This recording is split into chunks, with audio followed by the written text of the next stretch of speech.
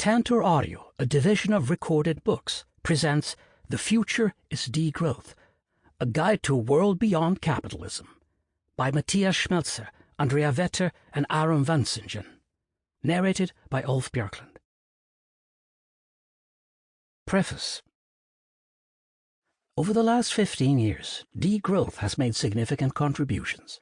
It has helped to politicize the debate on sustainability and development, question green growth and technologically focused futurism, strengthen utopian alternatives, and bring together social movements, academics, and those engaged in the solidarity economy and civil society. During times of intense and continuous crisis, the degrowth community has become a gathering place for people who are seeking answers to how we got in this mess in the first place and how we can get out of it.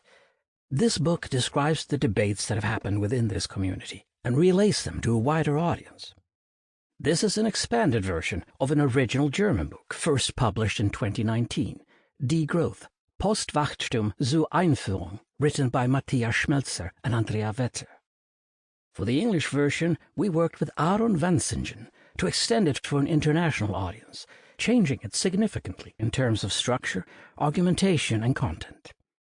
Degrowth thinkers, following feminist theories of science, point out that there can be no neutral science, but that the production of knowledge is always bound to a specific location. This introduction has been written by 3 politically engaged academics who are part of a wider community, the members of which have shaped and transformed our thinking. Even so, in this book we have sought to balance a thorough and fair representation of degrowth with a critical engagement with those same ideas. We hope that we have succeeded in this effort.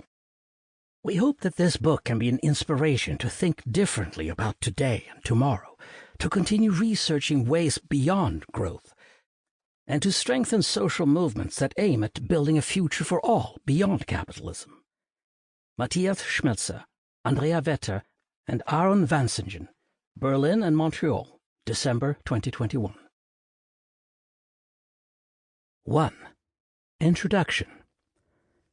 In April 2020, a group of academics in the Netherlands wrote a manifesto for a post-pandemic recovery. This manifesto, with its 5 demands based on the principles of a little-known degrowth movement, gained widespread attention. In this moment of insecurity and destabilization, it pushed the degrowth agenda into Dutch mainstream media and the traditional corridors of power, and it was discussed on primetime television and in Parliament.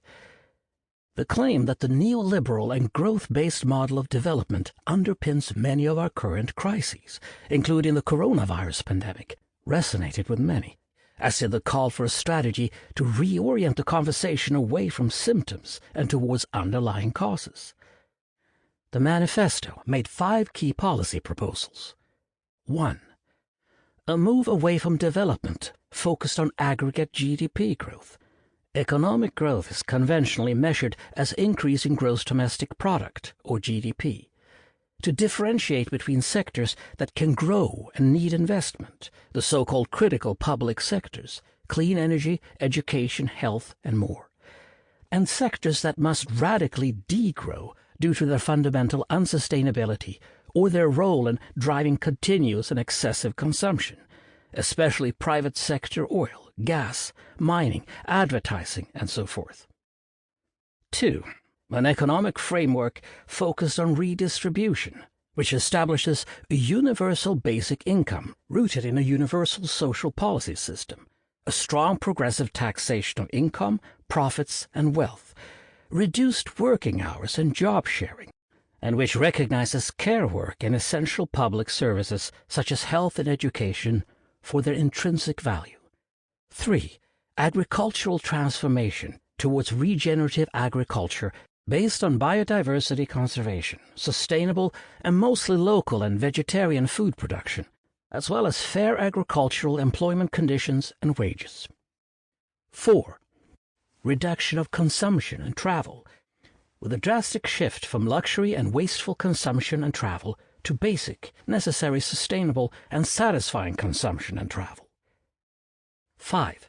Debt cancellation, especially for workers and small business owners, and for countries in the global south, both from richer countries and international financial institutions.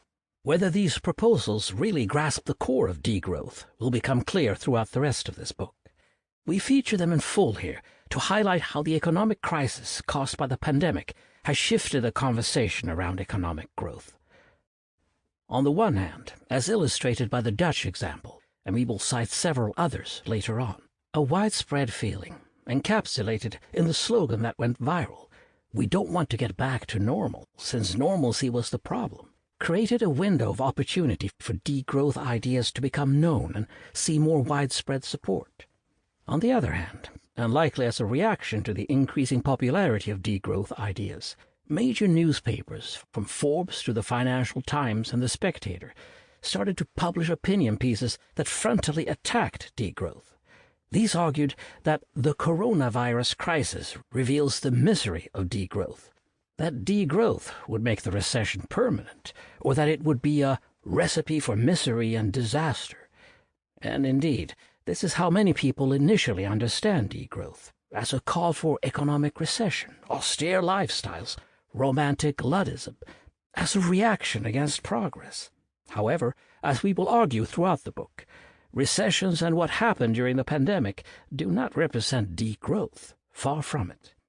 So what is this idea that, at the height of the pandemic, sparked a debate about radical alternatives, as illustrated by the Dutch manifesto, and which also provoked intense reactions from the establishment, as illustrated by the ongoing wave of half-baked opinion pieces lambasting degrowth?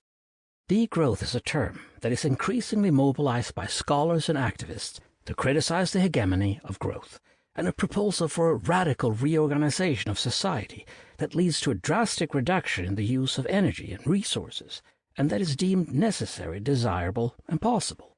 Degrowth starts from the fact, demonstrated by an increasing number of studies, that further economic growth in industrialized countries is unsustainable, even if that growth is green or inclusive, or even as part of a transformative progressive agenda that massively invests in renewable energies and the sustainability transition. Industrialized countries cannot reduce their environmental impact, emissions, material throughput, etc., fast and sufficiently enough, while at the same time growing their economies. The transformation needed in industrialized countries, if they are to reduce their emissions and environmental impacts fast enough to leave space for the global south to develop, will also lead to reducing the size of global north economies. While this need for sufficiency, a reduction of the material throughput for the most affluent, or an end to overconsumption, may sound radical to many, it is increasingly common ground among ecologically oriented progressives. For example, Naomi Klein writes in her recent book that lays out the case for a Green New Deal. The bottom line is that an ecological crisis that has its roots in the overconsumption of natural resources must be addressed not just by improving the efficiency of our economies, but also by reducing the amount of material stuff that the wealthiest 20% of people on the planet consume. Degrowth claims that such a transformation in the global north is not only possible, but also desirable. It is feasible to live well without growth and to make society more just, democratic, and truly prosperous on the way. To do this, however, a fundamental political and economic reorganization of society is necessary, which aims at overcoming multiple structural growth dependencies inherent to the capitalist economy, from industrialized infrastructures to social systems to the ideological myths of growth societies. More specifically, degrowth can be defined as a democratic transition to a society that, in order to enable global ecological justice, is based on a much smaller throughput of energy and resources, that deepens democracy and guarantees a good life and social justice for all, and that does not depend on continuous expansion. Before explaining where degrowth comes from and what exactly it proposes, we start by situating ourselves in a particular moment, showing why degrowth has taken such a crucial place in the political landscape today. Why degrowth and not a Green New Deal? It has been noted for decades, but by now everybody can see it clearly. We live in a time of many and accelerating crises. Climate breakdown is breathing down our neck. Biodiversity is collapsing in ecosystems around the world, and many natural safety nets, water cycles, soil fertility, fish stocks, microbial diversity are unraveling. Civil war and natural disasters have ripped whole countries apart, sending millions of people to seek safety, only to be blocked by militarized borders. A pandemic has brought the global economy to a shuddering halt. Financial and economic crises roil the world roughly every decade. There is a resurgence of nationalist and racist electoral parties. Meanwhile, mass movements arise every year to demand change, blocking business as usual. While leaders have promised prosperity and a middle-class lifestyle for all decades ago, those standards of living are becoming less and less attainable for most, as high levels of stable employment tilt towards precarity and endemic unemployment. Which proposals might get us out of this mess? Here we find it useful to borrow a term from Immanuel Wallerstein, the world systems theorist. In the 2000s, during what we would now consider the heyday of neoliberalism and the corresponding global movements against it, Wallerstein suggested that there were two main political camps: the spirit of Davos, where the world's economic and political elites meet at the annual World Economic Forum, and the spirit of Porto Alegre, the birthplace of the World Social Forums, where the world's popular social movements come together. Today, these camps have been split into two poles each.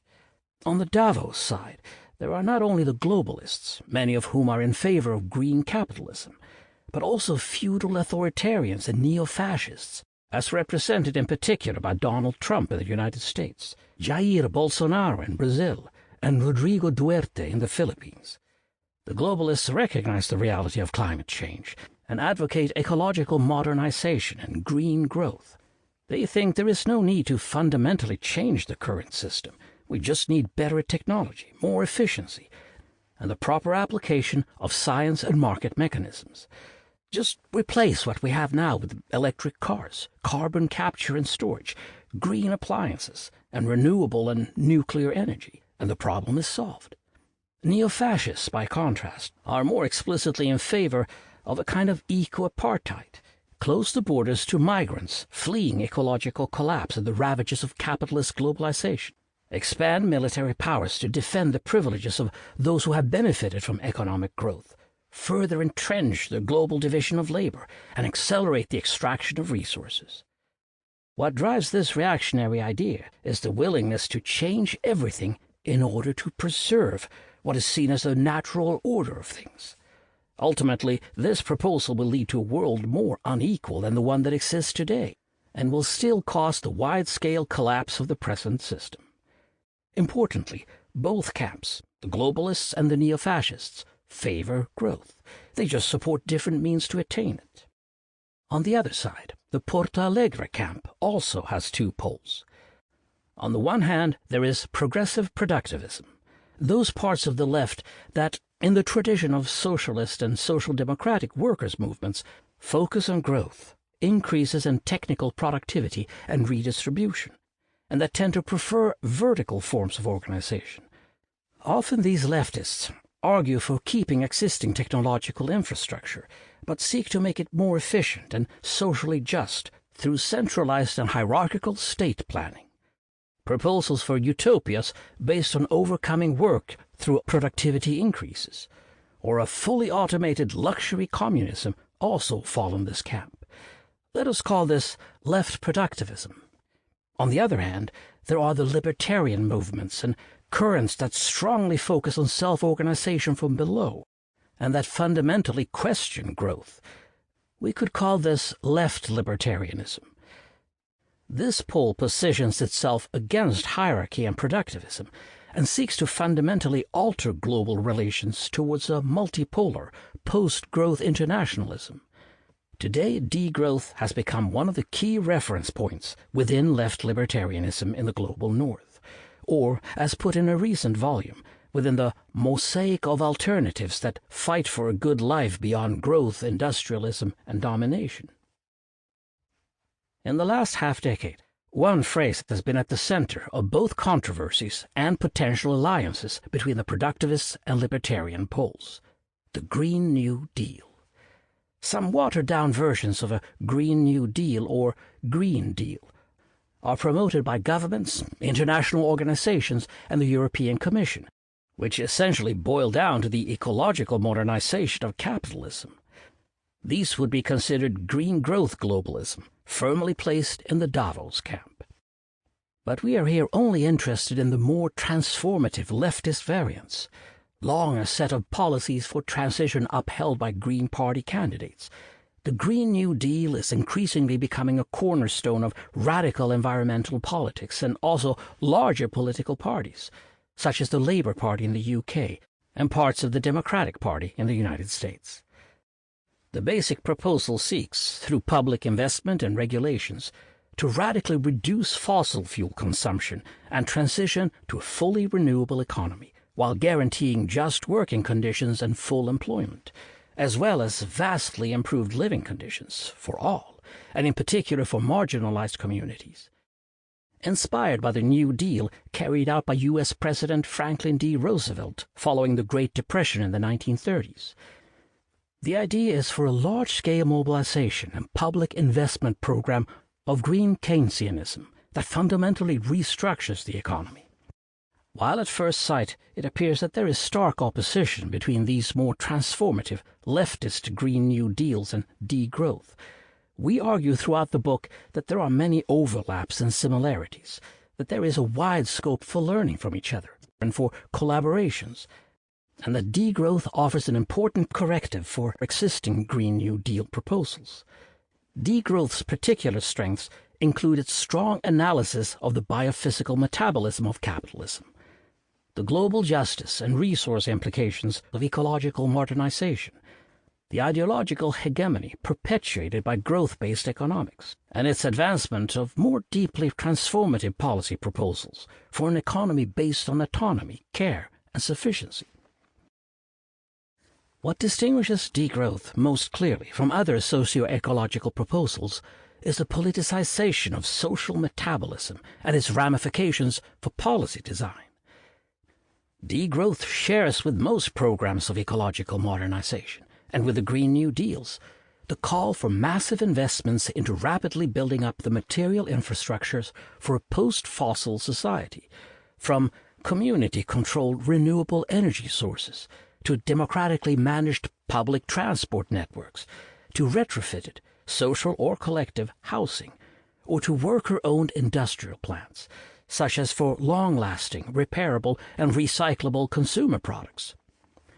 Similar to the outlook of Kate Aronoff, Alyssa Battistoni, Daniel A. Cohen, and Thea Riofrancos, in A Planet to Win, degrowth also calls for a last stimulus of green economic development in the short term, to build landscapes of public affluence, develop new political economic models, jump off the growth treadmill, break with capital, and settle into a slower groove.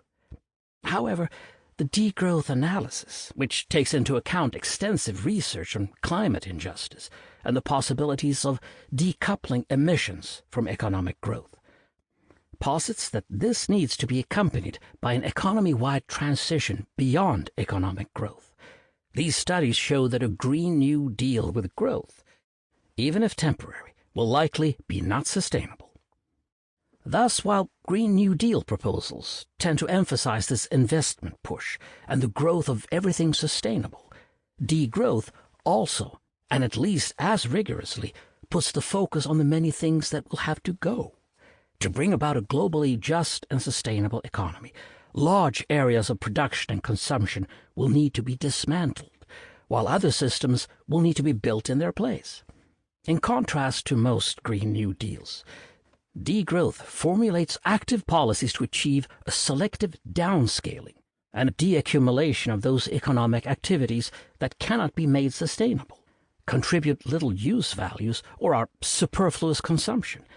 And these include things like advertising, planned obsolescence, bullshit jobs, private planes or fossil fuel, and defense industries.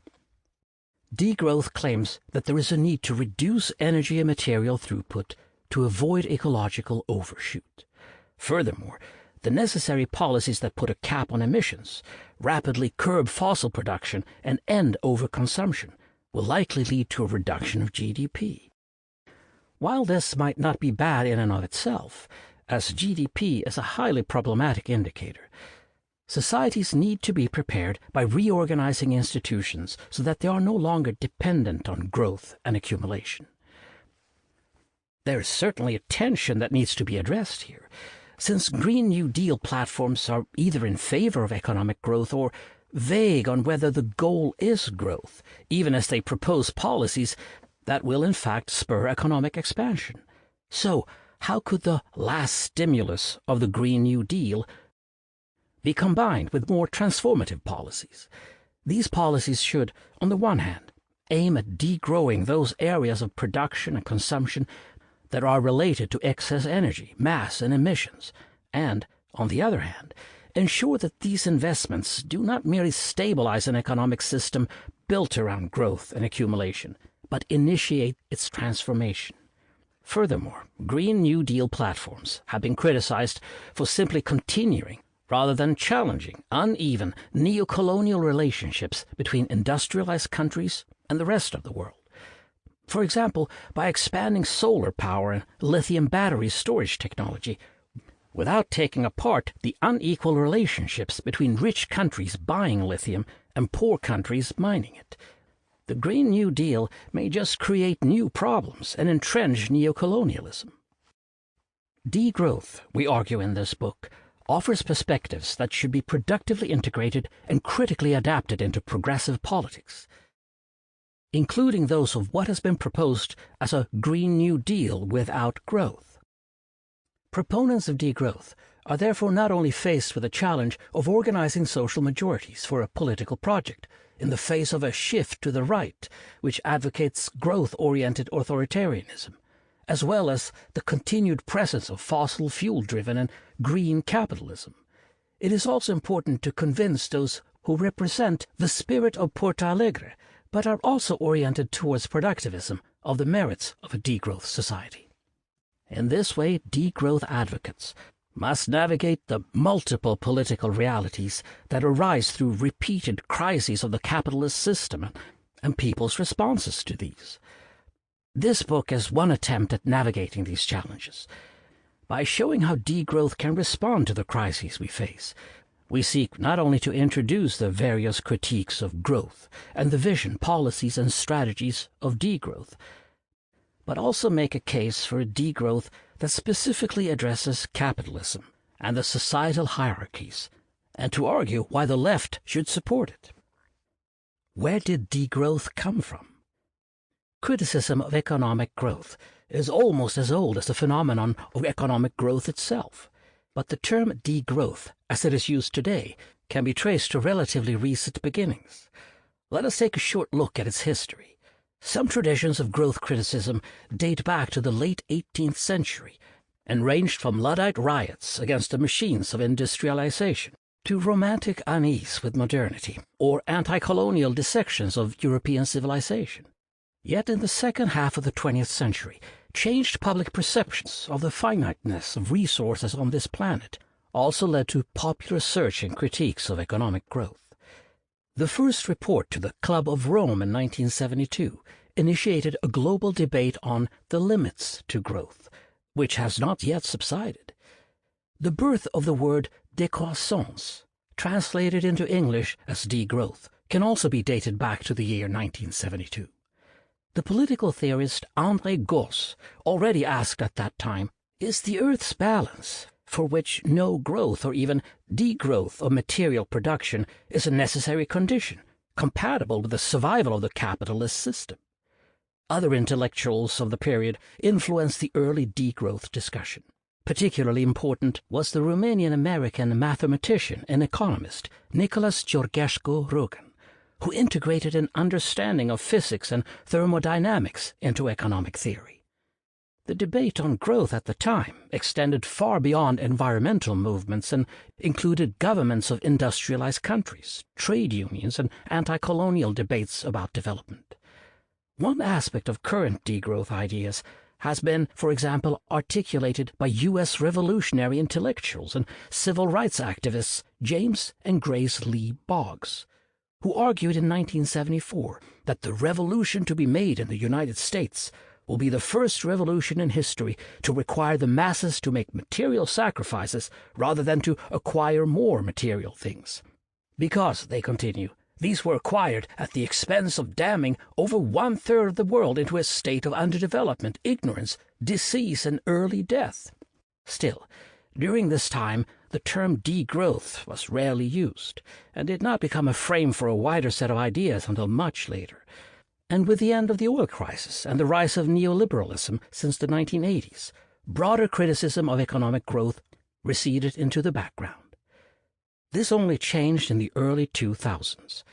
At the height of the neoliberal pensée unique, Margaret Thatcher's "there is no alternative," and the hegemony of sustainable development in environmental debates, the claim that economic growth can be reconciled with sustainability, degrowth was formed as a political project to open up cracks for systemic alternatives. In 2002, a special issue of the French magazine Silence was published with the title Décroissance soutenable et conviviale, Sustainable and Convivial Degrowth.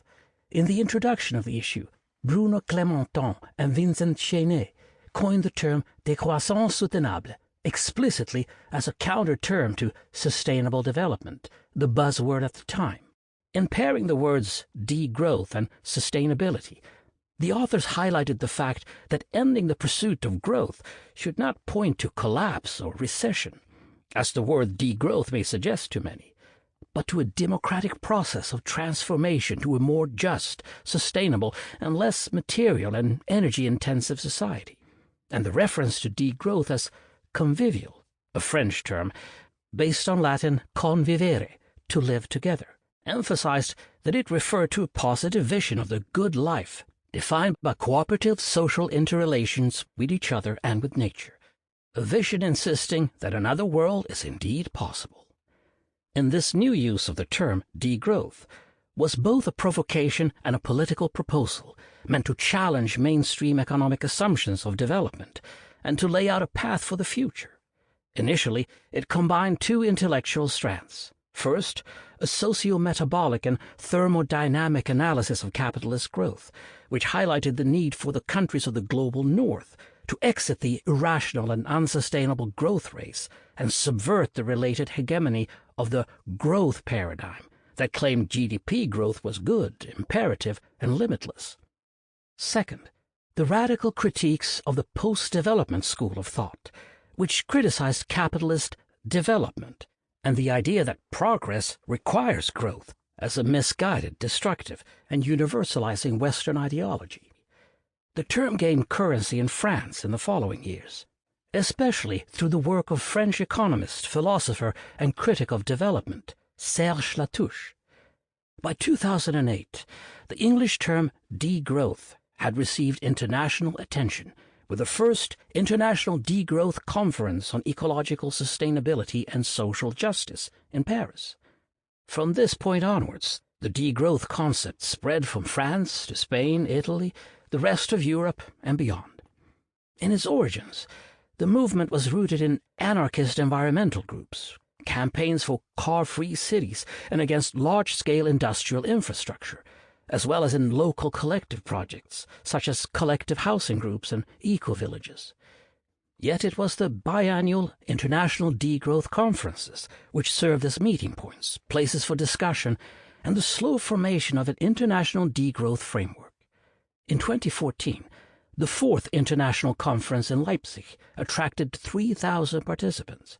By 2020, the seventh international conference, held online due to the COVID-19 pandemic, attracted over 4,000 participants. Research on the subject has multiplied, with hundreds of peer-reviewed academic journal articles being published on the topic. Each year, degrowth summer schools organized by different institutes and collectives across Europe attract dozens and sometimes hundreds of participants. And the Global Degrowth Day in June is an opportunity for local organizations and initiatives to organize festivals and conferences around the world. While degrowth continues to be a largely academic and activist concept, the critique of growth as an overarching priority is gaining popularity in the public realm as well. While polls have to be taken... Sample complete. Ready to continue?